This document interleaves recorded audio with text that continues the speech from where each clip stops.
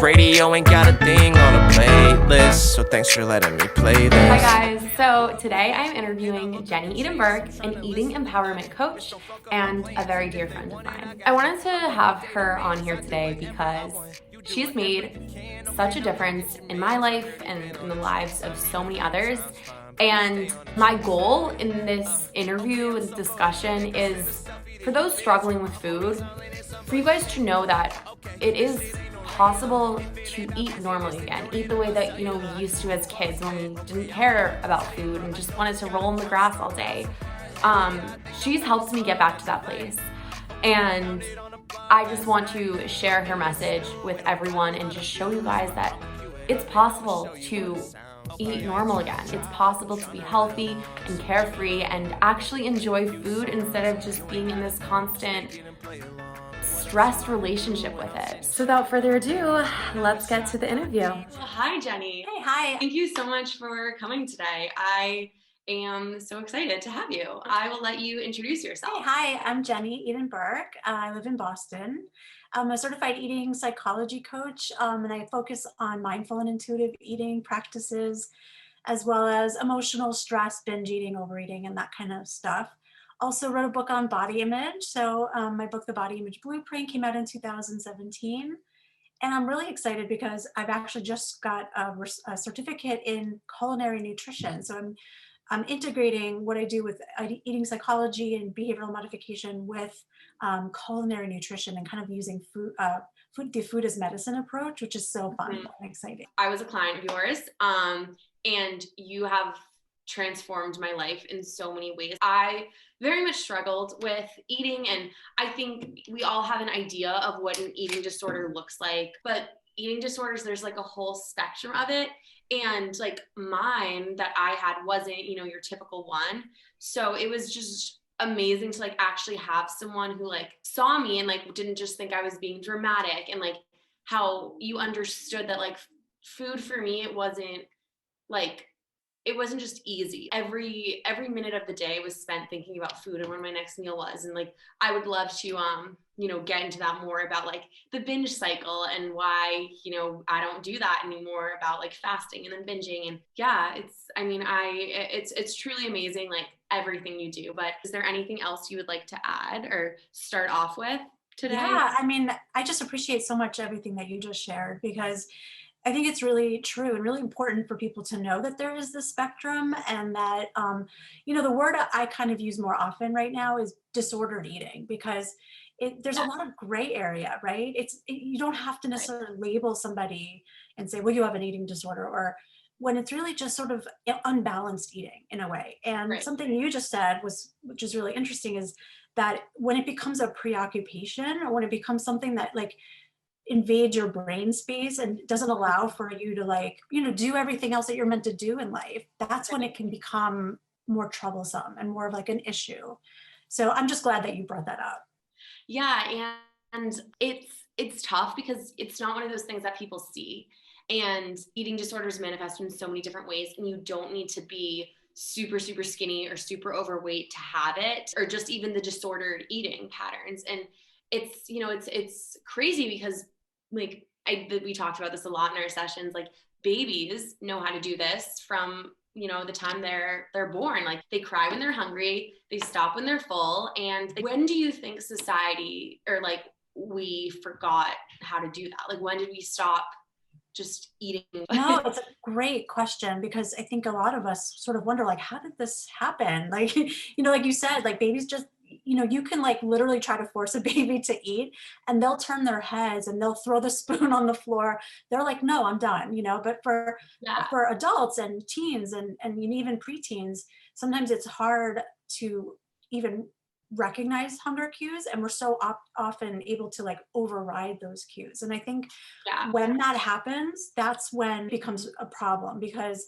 and it can happen at many different points. Like a lot of times it happens once we start to see what other peers are doing, like how do other people eat, or you start to like see what other people look like, and you start to, it's like at around the same time when you start to recognize your own body image and your own how you hold your own space in the world and how that compares to other people. And then oftentimes you start to ask questions like, well, why do I seem to always finish my plate and my friend doesn't, or I so remember that exactly. right? Like I Yeah. remember so clearly. I wrote this in my book. I was like 11 maybe. And I didn't think of myself as like an overeater or that I ate too much. I kind of was like, no, I'm just a normal kid. And I remember Yeah. the parent said to me, you're not eating that much. Normally you eat a lot more, right? I was like, and to an 11-year-old, I'm Oh, like, no, this is kind of how I eat. But because of maybe how yeah. I looked, that parent made some assumptions. And so something Yeah. you just said earlier was so important, which is you cannot tell who has the eating issues by the way they look. Mhm. You Right. cannot tell, who is struggling and who is not. And so that's why it's so important to talk about these things and to understand that it's and to normalize it and to know like this is not, necessarily something that is to be scared of, but really to get curious about and to Yeah. understand, like you said, like where was the breakdown and how can we heal that and actually have Mhm. you feel more confident going forward. Yeah, and I totally remember like when I was probably around 11, just like my best friend at the time. Sorry if you hear that noise. They're like doing construction here. Okay. My best friend at the time, like we always had like a very competitive relationship, and especially with food, like we would kind of like this kind of unspoken game that we would play where we would each be eating, but like you would never want to be the person to like finish your plate, and you would you would take a bite, like eat, like you wouldn't want to eat faster than they're eating. You would go their pace or slower. And it was always like a test of who could eat the least amount in the slowest amount of time. Mm. And I mean, it's so unhealthy. And, it's just interesting because like girls, we do it to each other. And I mean, before we started talking, I was said that I want to go into media and entertainment. And that's one of my really big things, is reshaping the media industry. And I think it is on a good path right now. We're definitely in the right direction, but there's still so much work to be done with body representation. And it's just like tough because from a young age, I mean, girls especially are just have this idea of what the traditional standard of beauty is. And it's taken me a really long time to like get over that. Like a big thing for me was like being, I don't know if you remember, being 125. I wanted to weigh I 125. remember. And what's tough about that is because I was 125. I'm very tall, like 10 girls who are taller tend to go through puberty later. And so I like fully didn't go through puberty until like senior year. And that was tough because all of a sudden I had curves and I had boobs and a butt, and like I just like put on this weight out of nowhere, and I just like like 25 pounds, like it was crazy. And I just couldn't get over the fact that I'm not 125, because every morning that's what I would do. I would get up, weigh myself. Oh, I'm 125. We're doing great. Oh, we're 127 today. Oh, we're gonna have to restrict. Ooh, we're 120. Wow, we like that. It makes or breaks your day just by one number. And that was something that I had to work on a lot, but you helped me. It's just stop giving the numbers power. It's just like it's ridiculous that like a number can make or break your day. And it's almost one thing you said to me was like, you can be 125 if you want, but like, and I was like, I can. And I was like, tell me more. And you were like, you can be 125, but what does that mean? What is it going to cost you? Is it going to cost you your friends, going out to dinner, enjoying life? Like I look at the pictures of when I was 125, and I still very much did have the disordered eating at the time. And I was skinny and I was pretty, but like I look at that girl, and yes, she is. I still like love my 16-year-old self. Like I would love to look like her still. But her brain it was always thinking about food. No, just I'm listening so intently because first of all, I remember all of this. And it's also so Yeah. nice to see you in such a healthy, balanced space and to have that insight and to know that it is just a number. And the thing of it, we do cling to certain things like the pant size. Like I remember when I was this size. And I think Mhm. some of us also remember like, and I got a lot of compliments then. And like I got and people were looking at me. So that must be good. And so therefore one you kind of like get this idea in your head like so therefore I have to be this number or else maybe I won't be admired or desired or whatever it is that we are afraid of, right? And the Yeah. other thing that you said, like, which I think is so important, is that we get a lot of these ideas through the media. But one thing in particular, like that I remember, and maybe you'll remember this too, is like when I had my, like it happens early. Like I remember Teen Vogue or whatever it was I was reading at the time, and they'd be like, so and so eats 1,200 calories a day, and here's her typical day, and it'd be like ice water with lemon, and it was like salmon and Yeah. broccoli, and like this is how she maintains her like blah blah blah. And for a young girl, like to see that and to see like, oh, okay, so I really have to restrict my calories. I have Yeah. to make sure I'm exercising 3 hours a day with a trainer, or like this is how I get what I want. But ultimately, you don't get what you want because it's such a hard, like you said, such a struggle to stay there that you end Mhm. up having to sacrifice so many other amazing things in your life. Yeah. Um, and so, and then what I was going to say was like, it happened again once I was like pregnant and having, postpartum. And then you'd see like, well, Elle McPherson like had a baby and she lost all her baby weight in 2 days. And she's like, or like you'd see like Heidi Klum on the Victoria's Secret, 3 days after she had a baby, and it creates even more pressure, right? Mhm. And that's the idea, is like, why do we put so much pressure on ourselves? Why don't we see and value our individuality and the beauty that resides like within each of us? And I Yeah. saw this great Instagram post that it said something like, you're only as pretty as you treat people, I which love I that. thought was so It's nice. true. Because it's true, like you could have two people who are equally gorgeous, right? And one of them is spews hate or like is judgmental, or they're not a nice person. The other Yeah. person, right? Who's going to look more beautiful? Who's going to like Yeah. embody that beauty more, right? Yeah. And like that person, and this is another thing you said, like all your lessons just like stick with me to this day. Is like there's a girl who like maybe is a little bit heavier, but she's so confident in herself because she's happy and she eats and she's healthy. So when she walks into a room, heads turn because they're like, look at this girl, like she is just like full of life. And that is like definitely something I strive to be. Like I just want to be with energy that's good and attract good things. And I can't do that if I'm constantly worried about food. One thing I did want to talk to you about is the restricting and the binging, because for me that was a big one. Do you remember my rule? Like I can't eat after 8 p.m.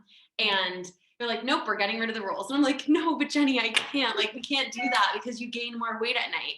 And you're like, Marissa, like, doesn't matter the time of the day, like when you eat, if the calories are the same. And if you're hungry, you need to honor that. And I was like, okay, whatever. Like, I guess if you say that, but it's so true, because what I would do is I would stuff myself at dinner, like 6 o'clock, 7 o'clock. I'm nervous at dinner because it's like I won't be able to eat after 8 p.m. Like I need to prepare for the fast. So then you like end up just overeating, and I would leave dinner feeling disgusting. And I felt fat because I was overeating, and it just becomes this cycle. And it doesn't even stop there, is because yeah, you have the 8 p.m. rule, but we don't always follow our rules. So then there's times when it's just like, I am craving this, I need to eat this now. And it's like, okay, well, I already broke that rule, so I might as well just have like a binge party. And then you get into that, and like I would talk about like when I was babysitting, I was like, oh my God, like look at all this food that they have, and like Cheez-Its and Cheetos, like my favorite things. And then I would just like go off on a binge because it's like, I don't know the next time I'm going to be allowed to eat that again. And that right there is the problem. And you taught me that. So Oh, that I makes me don't, so happy yeah, that I let myself eat what I want because I know that, okay, let's say I go to, pre-COVID, after COVID, let's say I go to an event and they're having cake there. Well, I don't normally let myself have cake, but we're at a party, I'm going to treat myself. Okay, then I'm going to eat so much cake because I don't know the next time I'm going to have it. Oh my gosh, totally. This is like what I talk about in terms of like all or nothing, because it's like as soon if Yeah. you're restricting and you're like, no, no, no, I can't eat after 6 or 8, or I can't have carbs, I'm not supposed to have sugar, then all of a sudden there's so much more energy around that decision. And then like anytime the door is even like cracked open, there's a sense of failure, like I failed somehow. And then the whole door is cracked open because it's like, well, I already messed up. I might as well just eat what I want, and I'm never going to be happy, and I'm never going to lose this weight. And, you start to get in this like cycle, this like downward spiral But Yeah. the truth of the matter, and I think maybe this is important to hear for your audience, is that the main reason why people binge is because of the restriction, yes, but also because in that moment you're in a stress response. And it's important to realize that a stress response isn't just like, being you're like being chased by a lion. Obviously, you're going to be in a huge stress response, but it's also the way you talk to yourself, the way you view food, the way you perceive yourself around food. Yeah. So a lot of it is just having kind of creating an upset, like a mindset upgrade almost, and talk to yourself differently. But really, the thing the golden thread that I see with all my clients and students is like, if we can find a way to self-soothe and to get into a relaxation response, you're not going to binge. Because like, if you think about it, I always say this, like if you're in a spa and you're getting this like nice massage and there's like aromatherapy and soft music playing. Right. So if you feel relaxed and you feel calm and like not anxious, that kind of feeling is going to be getting more. You're going to feel like you want to protect that feeling. And so you may do other loving, nourishing things for yourself. Do you know what I mean? Yeah. And I just wanted to talk about how your term surf the urge and buffering the binge, which I still do to this day. In the times when I am super stressed and I'm feeling out of control with food and I'm feeling like I can binge, I pull up my notes on my phone and read what you told me about surfing the urge and buffering the binge.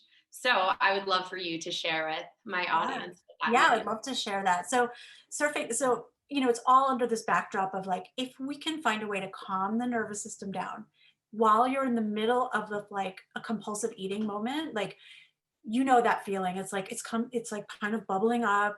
Yeah. You're thinking about the freezer. You're just like minutes away. It's going to happen. That's when you have to like catch yourself and you have to say, oh, okay, right now, my only job is to relax. My only Yeah. job is to figure out a way to calm everything down and so that I can access the rational part of my brain. Because when Yeah. you're in a stress response, you're only operating from like your primal, like protective brain that only wants to do things that will be familiar and safe and protective, right? Even Mhm. if it means that you end up eating and then feel angst after. This is Yeah. about in the moment. So this idea of surfing the urge is really about getting more comfortable with moments of extreme discomfort, emotional discomfort. We're not talking about physical discomfort, Right. but it's starting to sit with difficult emotions. So I kind of like view it as like a wave. Yeah. And you have like a yellow, orange, and like a red zone. And a lot of times people can get to like the orange zone and then they can't handle it. And there's like, okay, I'm just going to eat. I'm just going to do what I always do. And then over time, you build some structures in place, like with breathing exercises or yoga or journaling or something like other ways that you have sort of developed that work for you. Over time, you can get to that red zone and recognize that you can get past it. And that's Yeah. the beauty of it, is that what people don't realize is that that emotions have a beginning, middle, and end. Mhm. And so what happens when we're in the thick of an emotion, it's so uncomfortable that we will do almost anything to not feel it anymore Yeah. without realizing that if we can just sit with it a bit longer, you're going to get that natural reprieve, right? And Yeah. so the whole idea there is to learn to sit with some discomfort and recognize your resilience and understand your own strength and being able to cope with that. Yeah. And then it's really wonderful because then you're like, oh, I don't have to turn to food. I don't need this anymore. You know what I Yeah. mean? That's where the empowerment comes from, because then you're like, oh my gosh, this is on my terms. I'm not like, food has no control over me anymore, because Yeah. because I'm giving myself permission to eat. There are no more rules. So you can trust yourself more. You can start to listen to your own eating rhythms and your Mhm. own like ability to get back to that childlike period in your life where you did trust and Mhm. intuitively you knew what to eat and what not to eat and how much and how much not, when to stop. So that's all I'll say about that. And then I can share buffer the binge after, but I want to hear what you have to say. Okay. I was just going to say that, like, what I love about all your techniques that you've shared with me is that they're so applicable to everyday life in so many situations outside of food. And as someone who does have anxiety, those techniques are so helpful for me in times when I am feeling like panic arising. And then like that's why people have panic attacks, because they're panicking about the next time they'll have a panic attack, and then it just like continues. So it's like kind of taking the power away from the feeling and separating. Feelings are not thoughts, are not emotions, are not actions. And so for me, it's like, okay, I feel anxious right now. Do I feel hungry? No, I feel anxious. Okay, so I feel anxious. I'm going to do this then, because food is only for hunger. Food doesn't solve other issues. So when you take that away, it's like, wait, like I'm not actually hungry. I am just anxious. Next step is then to say, okay, I'm anxious. Okay, that's fine. I'll just be anxious. I have nothing better to do today. Like just feel it a little bit. Cause like you said, it like when you're surfing the urge, like you do, it will be really scary. Or it might be scary if you make it scary. It's going to be uncomfortable regardless. But then it like you get over the peak and then it gets better. And it's hard, definitely in those moments, to remember that this isn't forever. It's just a moment. I just feel anxious right now, and that's okay. That doesn't mean, oh, I feel anxious, so that means that like this thought that I'm having about, oh, this person doesn't like me or this whatever, like no, that's a thought. Yeah. That doesn't mean it's true. What I know is that I feel anxious. I don't say I am anxious. I always say I feel anxious because it helps me separate the feeling from just like being. Did that make any sense? Absolutely. It's so important to separate emotions from behaviors and to recognize that there is such a connection, but they can be mutually exclusive too. Like you can be anxious and still want food. You can be anxious and hungry. You can be anxious, but you have to recognize exactly what you said, to that you can observe your emotions and you can, but it doesn't have to be a catalyst to all of your behaviors. Mhm. And that's kind of what I say a lot with clients. It's like, if something happens in your life, we have to learn how to respond instead of react. And a lot of times we're reacting to things happening to us Yeah. based on our thoughts, right? This person doesn't like me. I'm never going to get this job. Whatever it is that we struggle with. And I'm so glad that you brought up this idea that these are like strategies and beliefs systems that can extend to every area of your life, because how you do life is also how you do food in a lot of ways, right? And so can you shift into from anxiety and fear about what you eat into like curiosity and joy and being present for it? Yeah. Because we're the one of the only species on earth that actually can, in addition to just eating for hunger, for fuel, we actually can get pleasure out of it too. Yeah. But so many of us don't allow that. And what would happen if you did allow it? And how would that affect your other areas of your life, like receiving pleasure in general and understanding that you deserve pleasure and Yeah. it's not a bad thing? You know what I mean? What's been like very powerful for me is saying like in the times when my first instinct, because that's always my first instinct when I feel anxious, is to reach for food because it's a distraction and it's a momentary just break from feeling the feeling. But what I tell myself in those situations is that I don't need food. I want food. It's like, oh, okay, wait, I don't need to be reaching for this right now. I want to, but I don't need to. And then it's like I'm the one making the choice. I'm the one in control still. And it's not just like before, like where I'm reaching and just binging and I don't even know what I'm doing. But that's also why I focus on slow eating and mindful Yeah. eating, because the only way you can get that kind of distinction and to really make it on your terms is to really taste your food. Like I tell Yeah. this story of like when I was learning mindful eating myself, I used to eat like bags of wheat thins. Like I could not be around wheat thins because I just love them. And like, and I thought like, okay, we can't have wheat thins in the house. They're bad. They're bad. Yeah. And then I did this mindful eating exercise where I was literally tasting wheat thins for the first time, like really tasting them. Mhm. And I was like, oh my goodness, I hate Yeah. these. These taste processed. These are gross. I don't like the mouthfeel. Like everything was like, Yeah, I know and that. then I was like, I get to break up with you. Like I'm breaking up with the wheat thins. This is so amazing. Mhm. And that's, I feel like what you're talking about is where when you can really like slow down and tune in, it can really be on your terms. So buffering the binge is, I guess it's important to say that my philosophy in general, always takes like a to-do approach, whereas a lot of like coaches, counselors, diet programs, whatever, they're always like talking about rules and what you shouldn't have. And like we all know, I probably shouldn't have pizza and like Yoo-hoo or whatever and Coke for dinner every night. We know this, but what the problem is that we don't know how to do this in a loving, non-judgmental way. So buffering the binge is really about saying that it's okay to take this to-do approach, even if it's foods that you love and that you've been afraid of in the past or that you're worried is going to make you gain weight. Like, let's start with just saying yes. And then what we can do, let's say it's like a piece of toast. And like for years you decided, I'm not having any bread, no bread. Then you can start by like, yes, have the bread, but like, let's buffer it with macronutrient balanced foods that will also give your body a nod, like what our bodies really need are healthy fats, lean proteins, and complex carbs, fiber. But then what happens is that we start to make this either or thing, like either eating the bread or I'm being perfect and just having carrots all day. But it can't be like that. It has to be this balance. And for a lot of people, just slowly adding things in to crowd things out is a really gentle, affirming way to give a little nod to that inner child who just wants to be a rebel, who wants to have what it wants, like that it's okay to have cravings and it's okay to have pleasure and to eat foods that you love. Yeah. Right? Nothing's wrong with it. And one of the ways that you can start to trust yourself and to be okay with it being there is just giving yourself permission to have it, first of all. But then also saying, and it's not like, like in improv, it's like, yes, and.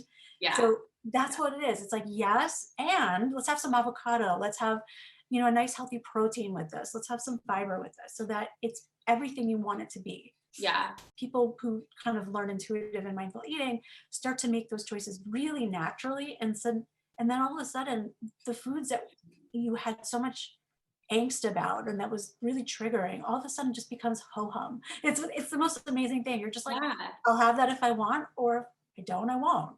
Yeah. Right? And I dreamed of getting to that place when I first came in to meet you for the first time. I just felt so broken and just like I didn't feel human because like I said, like, babies do this effortlessly. Why couldn't I?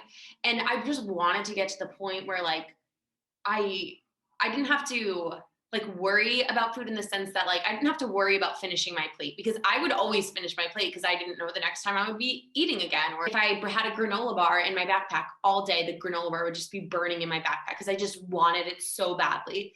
And not even because I was hungry, just because I just didn't know like when I was going to be able to eat again because I was only allowed to eat at 12 o'clock, 3 o'clock, 6 o'clock. And so it's just like, that's all you can think about. When I came in, you said like, it is possible to get back to normal eating. And I didn't believe you. Like, I mean, I was like, is it like, I just couldn't imagine it. And like, it sounds so cheesy to say, but like, I am sitting here now, like fully able to just have food next to me and not care about it. Like, it's just, yeah, it's there. It's fine. Like literally what you said, just be indifferent to it. That makes me so happy. Like I'm almost in tears just because it's so, I just remember like, you have so many passions and you're so good at so many things. And I just remember you like love going to the beach and like all these things. You just love life, right? And like when we struggle with foods, like we can't enjoy life. And when we struggle with body image, it prevents us from actually doing the things that we know will make us happy, right? Yeah. And why would we spend any time stymieing that, like keeping that stuck inside, I mean, I understand, we all understand why it happens, but that's why I'm doing what I do is because we all, especially women, we deserve to like live into our full potential and to just, like anything we want. And diet culture just keeps us small and it just keeps us like worried and nitpicking and micromanaging and all these things. And it's like, that's precious time that you can be, doing whatever it is that is going to make you so happy. And that's one of the reasons why I wanted to have you come on here today because your approach is so different. Because yes, you do promote like confidence and loving your body but that's so much easier said than done. It's just like, just love yourself, like you're beautiful, you're fine. And like, that's what we hear all the time. But like you fully go much deeper into it. Like in our sessions we would have together, like I'd say half the time was spent on talking about food. The other half was just talking about life, and not because we would get off track. It's because our life is so much intertwined with food, and like talking about like my childhood and why I am the way I am today and how that relates to food. And it's crazy how it's all connected. But like, I mean, again, that's why I think you are so amazing, because it's not just like you have to learn to love yourself. It's no, like we're gonna understand why you do the things you do, and like once you understand it, you're so much more powerful. And I mean, I just like want to thank you so much for like just sticking with me. And because I would fight you about everything. I was like, no, like we can't. Like I'm gonna, if I get rid of this rule, I'm gonna gain all this weight, and like it's just gonna be bad. And like no, like I just need to get to 125. I promise you, I'll be happy. Like everything will be good. And like you're just like, Marissa, like you're gonna get to 125, and then you're going to want to be 120, and it just doesn't. And it's true, because when I was 125, I was always like, I mean, I'm happy, but like I could be happier. Like it just never ends. And it irks me so much when people are like, I'm going on a diet, and I'm like, okay, so like after you go on your diet, like what are you going to do after? Like just gain all the you're right, what's the end game here? Like, are you prepared to like never go out with your friends and like have to work out 3 hours a day? Are you ready for that? Is it And worth what's the point? Like, what's the point if you're only doing it for 2 weeks to lose like 10? Like, it's not permanent. You have to make those, and that's what you did. You helped me make like the lifestyle changes that I needed to, and I still like incorporate it now. Like, I love food. I'm always cooking and making, like, I love experimenting with like different foods, and it's just like expanding your palate to so many different things that I wouldn't normally let myself eat, but now I can. And I mean, like, I'm happy. And I'm glad that you said that too, because it's like not about like I disagree with weight loss or something like that. That's not what it is. It's really Yeah. about how do if the behaviors that you're doing is nourishing and loving and affirming and like fits your lifestyle and makes you feel good, isn't that the goal? Like, Yeah. shouldn't that be the goal? And then your weight will do whatever it's gonna do. But like what you said was so important. And I'm like, I'm just so proud of you. And just like, I just love how you think about this now and like how much you've like grown. It's just amazing. But just to like, like to realize that, we're always gonna have a desire to look a certain way, to like be a certain thing, right? And at a certain point, we have to realize like, yeah, there's always going to be a goal, but what can we do that's going to be sustainable? That literally I can do this, and you feel empowered doing it, and you feel good in your body, because ultimately it's about feeling good in your body, right? Yeah. And if you can get to that place, and then you're also feeling really calm and confident around food, for me, that's the way, that's the sweet spot, Yeah, I know, 100%. I think like, again, like you are, I just feel, I just keep saying like you're so amazing, and just like I want everyone to like be your client, because I just like because it's like it's tough. Like a lot of my friends still struggle with food. And I mean, when I say still, but like we all do. Like I mean, I'm talking about like how amazing I am now with food, and like I am in a good place, but I still have those thoughts. Like they don't just go away. But I know how to like, okay, I'm having the thought. Okay, we're gonna next. Like that's a disordered eating thought. Labeling stuff has really helped me also. But like my friends don't necessarily understand how to do that. And so I feel like it's like going back and forth, and I'm just like, please just see Jenny. Like she will transform you. So I would be so happy to meet with any of you. And I actually just opened a new program called Replenish, which I'm really excited about. So maybe I'll share the website. It's www.JennyEdenBerk. That's BERK/get replenished. And it's all just about like, especially if you've had a hard year, 2020 was pretty rough with the pandemic. And, and if you're feeling like depleted and like you want to learn these like stress reduction techniques and to rebuild that healthy relationship with food, that's one of the ways to do it is my new program. So yeah, I just also like random thought, like if I was having, if COVID was happening during the midst of my eating issues, like that would not be good for me, because I was definitely like eating when I was bored, eating when I was anxious, and like that is COVID, boredom and anxiousness. Right? And uncertainty, and like that is a perfect storm for emotional eating and stress eating. I mean, please like share where we can all find you, because I want everyone to come to you. Oh, thank you so much. So yeah, so my website is www.jennyedenberk.com. And I also have a Facebook group called the the Empowered Eaters Cafe, and you're all welcome to join that. You can just kind of put it in the Facebook, URL area. And there's 1,500 of us in there, and we're all like in the same exact space. And what you said, Marissa, I just want to like end on, because it's so important what you just said, which is that we're all on a path, and you're going to have setbacks on that path. You're going to have times where you feel like you're back at square one. And that's all part of the process. We all fall down. And the most important thing is that you lift yourself up and you dust yourself off, and you reconnect with the tools that you've learned, right? Whatever that is. And you say, what can I do next? What's the next best thing that I can do? Because if you start to get into this, like, here I go again, I knew I could never do this. Like, what happens is that it actually keeps you stuck where you are. And the only way to grow is to recognize you're going to have times when you mess up, and you have times that you feel like you haven't learned anything, and that you just say, no, you got to recollect yourself, got to reconnect to those strategies and stay on your path. Just stay on your path. So I love that. I'll definitely I'll have you send me all the links and stuff, and I can include that in the bio of this video so people can just like easily find it. Perfect. Thank you. Yeah. Thank you so much, like so much for coming today and letting me just like pick your brains. And this was fun. I feel like I don't get to have these discussions a lot, because a lot of people don't get it.